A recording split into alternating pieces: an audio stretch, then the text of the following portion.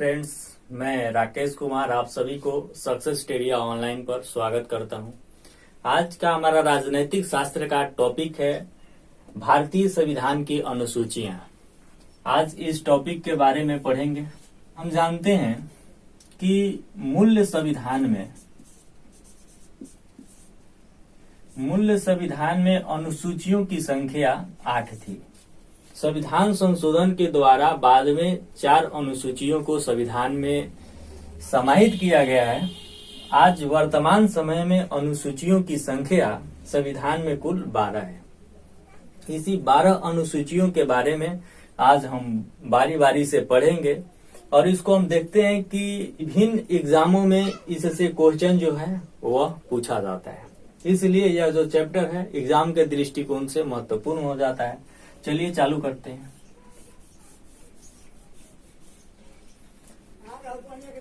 भारतीय संविधान के प्रथम अनुसूची में यह बताया गया है कि भारत के राज्य एवं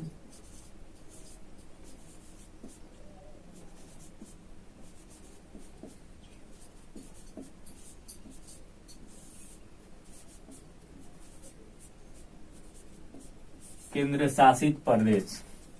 भारतीय संविधान के अनुसूची 1 में भारत के राज्य और केंद्र शासित प्रदेश का उल्लेख किया गया है। यानी कि भारत में राज्य का संख्या यदि बढ़ाया घटाया जाता है तो प्रथम अनुसूची में परिवर्तन होगा। केंद्र शासित प्रदेशों की संख्या यदि बढ़ाया घटाया जाता है तो प्रथम अनुसूची में परिवर्तन होगा। द्वितीय अनुसूची में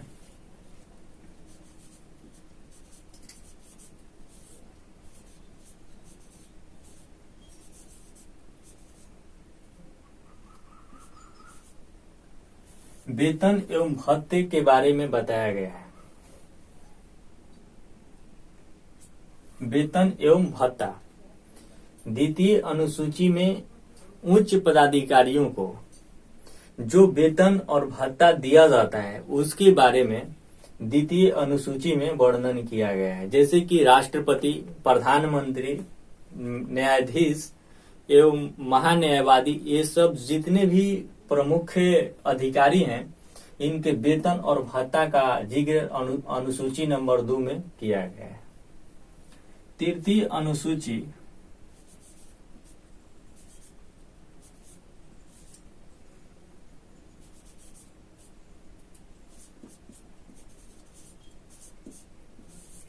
शपथ ग्रहण से संबंधित है। भारतीय संविधान की जो तृतीय अनुसूची है वह शपथ ग्रहण से संबंधित है। कहने का मतलब है कि जो अधिकारी का वर्णन द्वितीय अनुसूची में किया गया है वेतन और भत्ता के लेके, वही अधिकारी का वर्णन शपथ ग्रहण के लिए तृतीय अनुसूची में किया गया है। यानी कि उन्हीं अधिकारियों का शपथ ग्रहण के जो विधि है वह अनुसूची नंबर 3 के तहत किया जाएगा। चौथी अनुसूची में राज्य सभा में राज्य एवं केंद्र शासित प्रदेश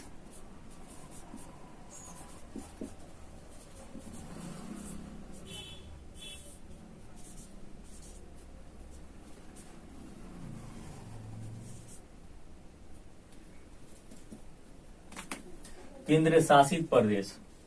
राज्यसभा में राज्य और केंद्र शासित प्रदेश के सीटों के बारे में बताया गया है। चौथी अनुसूची में राज्यसभा में राज्य से कितने सदस्य को राज्यसभा में मनोनीत किया जाएगा और केंद्र शासित प्रदेश से राज्यसभा में कितने सदस्य को मनोनीत किया जाएगा, इसके बारे में जानकारी हमें चौथी अनुसूची में दी गई है।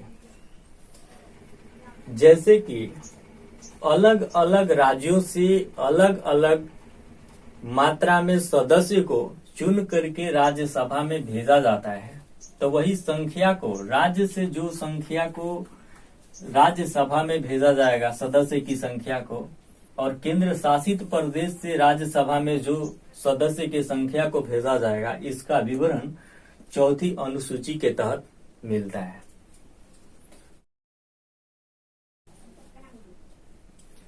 जैसा कि हम जानते हैं, 5वीं अनुसूची में अनुसूचित जाति और जनजाति के विशिष्ट प्रशासन का वर्णन किया गया है। जो हमारा संविधान के 5वीं अनुसूची है, उसमें अनुसूचित जाति और जनजाति के प्रति विशेष प्रकार के नियम और कानून का उल्लेख 5वीं अनुसूची में किया गया है। 6वीं अनुसूची में केवल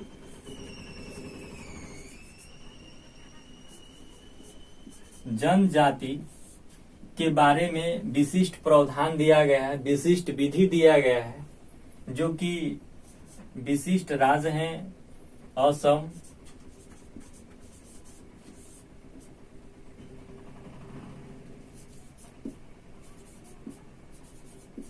मेघालय,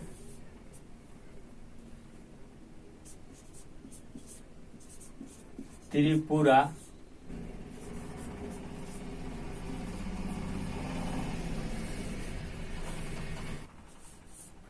इन सब राज्यों में असम, मेघालय, त्रिपुरा और मिजोरम राज्यों में केवल जनजाति के लिए 6वीं अनुसूची में एक विशिष्ट प्रावधान किया गया है, विशिष्ट छूट दिया गया है, जो कि संविधान के अनुसूची नंबर 6वीं में दिया गया है। केवल जनजाति के लिए असम राज्य, मेघालय राज्य, त्रिपुरा राज्य और मिजोरम राज्य में ये 6वीं अनुसूची के तहत विशिष्ट प्रशासनिक व्यवस्था का वर्णन किया गया है। जैसा कि हम जानते हैं कि ये चारों के चारों राज्य भारत के पूर्वी जो भाग है, यहाँ है असम, इसके नीचे है मेघालय, फिर यहाँ है त्रिपुरा और यहाँ है मिजोरम। ये चारों के चारों जो है वह क्रम वाइज है, इसीलिए असम, मेघालय, त्रिपुरा और मिजोरम राज्य जो है, इसमें केवल जनजाति के बारे में बताया गया है। 7वीं अनुसूची में संघ, राज्य एवं समवर्ती सूची के बारे में बताया गया है। जैसा कि हम जानते हैं कि संघ सूची में विषयों की संख्या पहले 97 थी, फिर यह बढ़ के 100 हो गई। राज्य में विषयों की संख्या पहले 66 थी, यह घट के अब 61 हो गया है। और समवर्ती सूची में विषयों की संख्या पहले 47 थी, यह बढ़ के 52 हो गया है। जानते हैं कि संघ सूची में जो भी विषय दिया गया है, इस पर नियम और कानून बनाने का केवल और केवल अधिकार संघ को, यानी कि राष्ट्र को होता है, केंद्र को होता है। जबकि राज्य सूची में जो भी विषय दिया गया है, इस पर विधि और कानून बनाने का अधिकार केवल राज्य के पास होता है। समवर्ती सूची में जो विषय दिया गया है, इस पर नियम और विधि बनाने का अधिकार ये संघ और राज्य दोनों के पास होता है। आगे है 8वीं अनुसूची।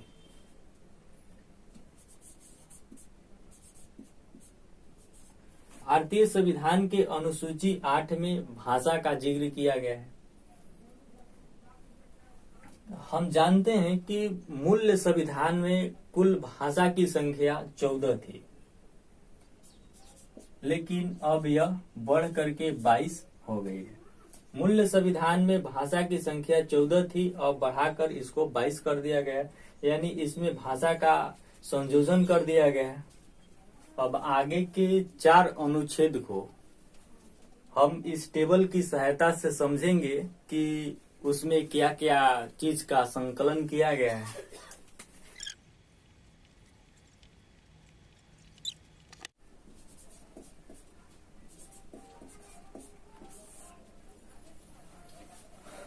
पहला कॉलम में अनुसूची की संख्या को लिखेंगे, दूसरा कॉलम में संविधान संशोधन, यानी किस संविधान संशोधन के द्वारा उस अनुसूची को जोड़ा गया। वह संविधान संशोधन किस वर्ष में किया गया और उस संविधान संशोधन के द्वारा क्या उसमें जोड़ा गया और उसकी जो विशेषता है वह क्या है, इसको बारी बारी से चारों को पढ़ेंगे। 9वां अनुसूची के तहत यह पहला संविधान संशोधन, 9वां अनुसूची पहला संविधान संशोधन 1951 में ही इसको जोड़ दिया गया। जो भारतीय संविधान में 9वां अनुसूची है उसको पहला संविधान संशोधन द्वारा 1951 में ही जोड़ दिया गया और इसमें भूमि सुधार की व्यवस्था की गई। जिस समय संविधान को लागू किया गया था उस समय बहुत सारी दिक्कतें आ रही थी, भूमि से संबंधित बहुत सारी दिक्कतें उठ के आ रही थी। इस वजह से पहला संविधान संशोधन 1951 के तहत भूमि सुधार की व्यवस्था को 9वां अनुसूची के तहत जोड़ा गया। जैसे कि बंदोबस्त की जो व्यवस्था है उससे बहुत सारा प्रॉब्लम आ रहा था। विशेषता यह है कि इसको पहले न्यायालय में लागू नहीं किया जाता, इसको न्यायालय में लागू नहीं किया जाता, लेकिन इसको बाद में यह जितना भी अनुसूची 9 में जितना भी विषय दिया गया था उसको फिर बाद में ऐसा प्रावधान किया गया कि उसको मतलब कानूनी तौर पर कुछ विषय को न्यायालय में लागू किया जा सकता है। 10वां अनुसूची 52वां संविधान संशोधन द्वारा 1985 में संविधान में जोड़ा गया और इसमें अनुसूची 10 को 52वां संविधान संशोधन द्वारा 1985 ईस्वी में दल बदल विषय को संविधान में जोड़ा गया। दिक्कत यह था कि जिस समय संविधान लागू हुआ था उस समय बहुत सारे छोटे छोटे दल बन गए थे और एक दल से दूसरे दल में जो नेता थे वो जा रहे थे और दूसरे से तीसरे में जा रहे थे। इस वजह से इसमें बहुत सारी परेशानियां क्रिएट हो रहा था।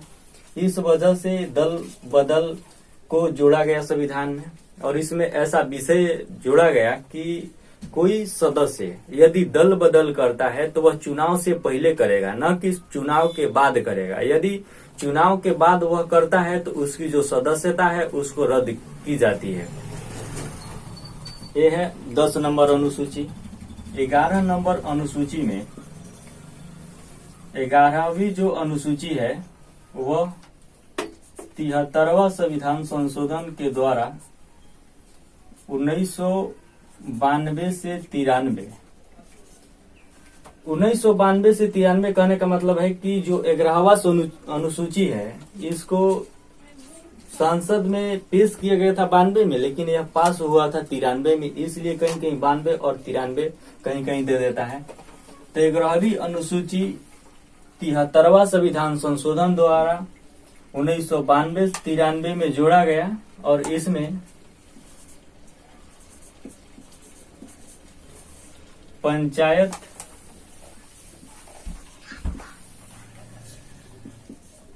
प्रणाली की विषय में बहुत सारे विषयों का लिस्टिंग किया गया है और इसमें 29 कार्य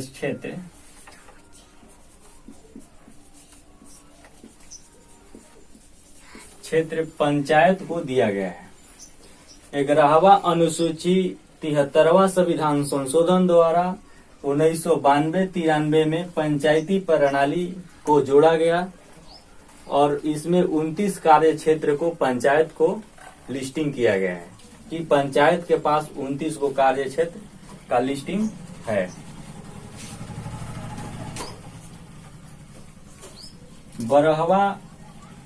12वां जो अनुसूची है यह 74वां संविधान संशोधन द्वारा 1992-93 में ही इसको जोड़ा गया। इसमें नगरीय प्रणाली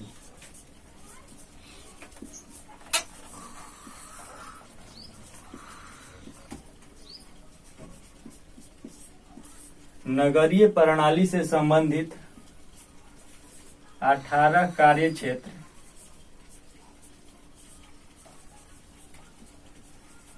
क्षेत्र को जोड़ा गया है।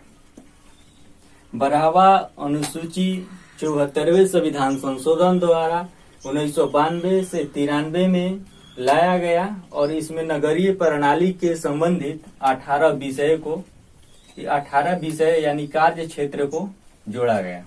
एक बार इसको रिमेम्बर करते हैं कि 9वां अनुसूची, 10वां, 11वां और 12वां अनुसूची को संविधान संशोधन द्वारा संविधान में लाया गया है।